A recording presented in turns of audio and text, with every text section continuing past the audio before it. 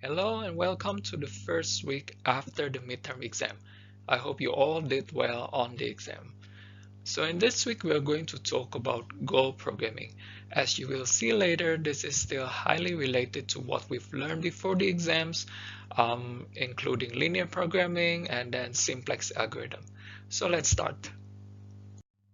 In linear programming, we only have one objective to maximize or minimize. The difference is that now in goal programming, we have more than one objective that we would like to satisfy. So let's take a look at an example. Here we need to determine a TV advertising schedule, which means that because there are two types of ads that we may purchase, one is shown during football games and the other one is shown during soap operas.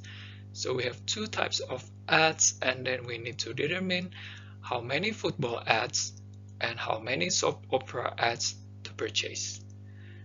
Now there are three goals that this company would like to achieve. The first goal is that the ads should be seen by at least 40 million high-income men. And then the second goal is that the ads should be seen by at least 60 million low-income people. And then the third goal is the ads should be seen by at least 35 million high-income women. And then for each type of ad in this table, you can see that, for example, one football ad, I think it is a 1 minute football ad, it will be seen by 7 million high-income men, 10 million low-income people, and then 5 million high-income women. And then the cost for 1 minute ad in the football program is $100,000. So I will give a pause on this video to give you the chance to read this problem carefully.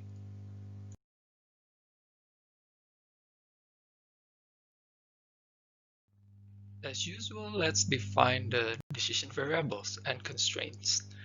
So from the problem, it is quite clear that we need to determine how many number of minutes of ads shown during football games, and let's denote it as x1. We also need to determine how many minutes of ads shown during the soap operas program. Let's denote it as x2. And then for each of this goal, we may formulate a constraint. So for example, the first constraint saying that the ads should be seen by at least 40 million high-income men. So we put 40, at least 40 here. So it becomes greater than or equal to 40. And then for each ad in the football games, we will get 7 million high-income men watching this. And then for each of the ad in the soap operas, we will get 3 million high-income men watching it. So the sum of this high-income men who watch the ad from football games and then from the soap operas, the sum should be greater than or equals to 40. And then we do the same for all the other constraints for these three goals. And then we also have a budget constraint. If you look at the problem, the budget should not exceed $600 million. And then last but not least, you should not forget to put the sign restriction saying that x1 and x2 both must be greater than or equals to 0. Now, regardless of the objective function, if we plot all the constraints and then the sign restrictions, we will see that there is no feasible region. In other words, the problem is an infeasible linear programming because it is impossible to satisfy all these three goals and the budget.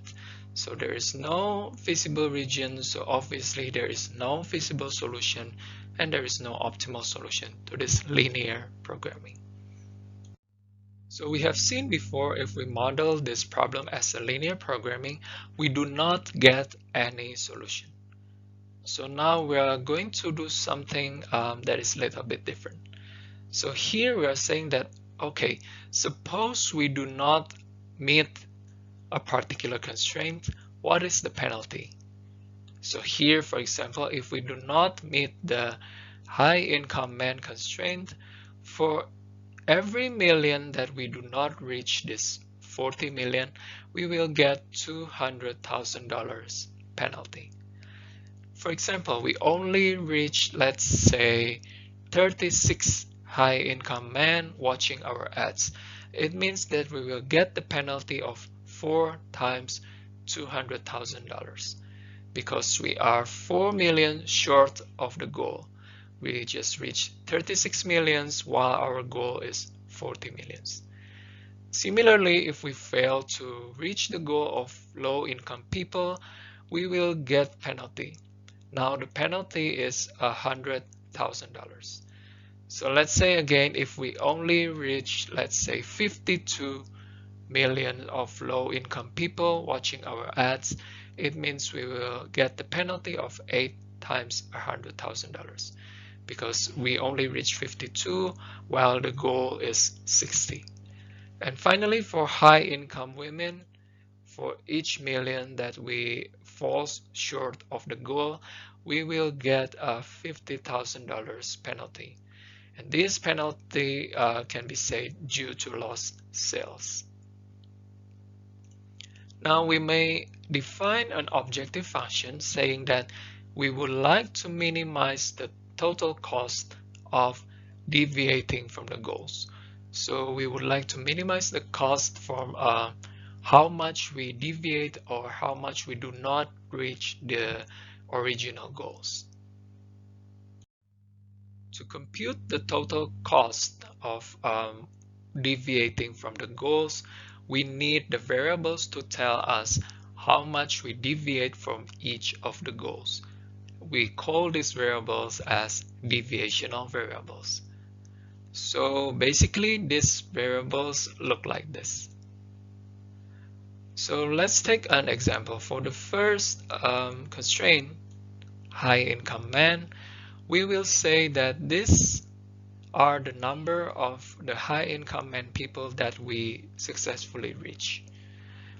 If this number that we actually reach is still below our goal, we will need this variable S1 minus. However, if the number of people that we reach already exceeding our goal, we will need this variable S1 plus. So we define Si plus as the amount by which we numerically exceed the ith goal. And then Si minus is the amount by which we are numerically under the ith goal.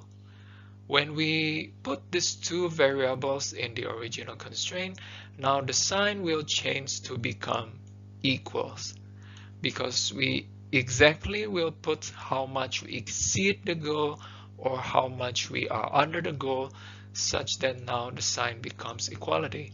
If you notice that previously it is greater than or equal to. And then if you remember these types of two variables, these are called the URS variable, unrestricted in sign, right? Because the deviation may be in the plus sign or the deviation may be in the minus sign, which means that we may exceed the goal Si plus, we may also under the goal Si minus.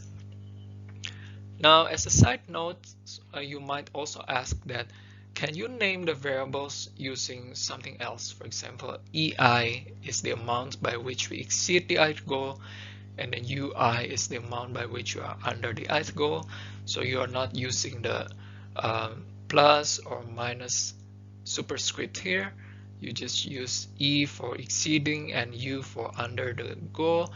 I will say it's okay as long as you define these variables very specifically. So it's okay if you think this is helpful and more intuitive for you. Now let's see the value of this deviation of variables for one specific example. For example, we have a solution. I'm not saying whether this solution is optimal or not, it's just a solution. So this is just an example, okay? So let's say we have a solution saying that x1 equals 5 and x2 equals 2. So we put 5 minutes of ads in football games and 2 minutes of ads in soap opera. So let's see if we use this solution, then the number of high income men that we actually reach is 41, because 7 times 5 plus 3 times 2 equals 41, which means that we exceed the goal by 1. So our variable of S1 plus equals 1. And then using the same solution, we will reach 60 million of low-income people. In this case, we are exactly the same with the goal. So we are not under the goal, we are not exceeding the goal either. So S2 minus equals 0, S2 plus equals 0 as well. For the third constraint, we only reach 33 million high-income men. So it means we are 2 million under the goal. So S3 minus equals 2 and S3 plus equals 0. Good. Now we've defined the deviational variables, we may define our objective function for the goal programming. So here our objective is to minimize the sum of the penalty because we do not meet each of the goals. For each million that we are under the first goal, we will get a $200,000 penalty. So 200 times S1 minus. And then for S2 minus, for each million that we do not meet the second constraint or the second goal, we will get the penalty of $100,000. Similarly, for the third, for S3 minus, we multiply it with 50 because for each million that we do not meet the third goal, we will get the penalty of $50,000. So this is our goal programming complete formulation. Now, as usual, let me ask you some questions to check your understanding so far. The first question, given the complete formulation, and then given the optimal solution that looks like this, I have a statement saying that it means that the number of high-income women, so the third constraint, who see the ads is 5 million below the goal, according to this optimal solution. Is this statement true or false? I will give you a pause on the video to give you the time to think, and then I will give you the answer after that pause.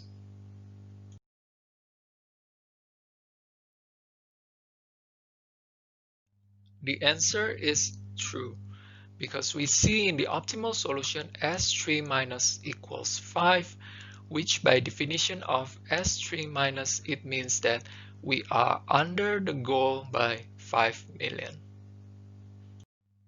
Same as before, given the complete formulation and the optimal solution, there is a statement saying that it means that the number of high-income men who see the ads is 2 million above the goal, and there is no penalty for that. Is this statement true or false?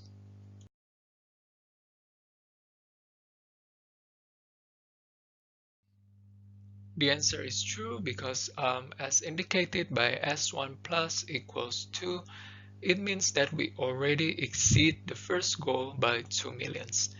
And then there is no penalty for exceeding the goal because you can see from the problem and also from this objective function, we do not have any coefficient for S1 plus, also for S2 plus and S3 plus. So in this case, it is okay to exceed the goal.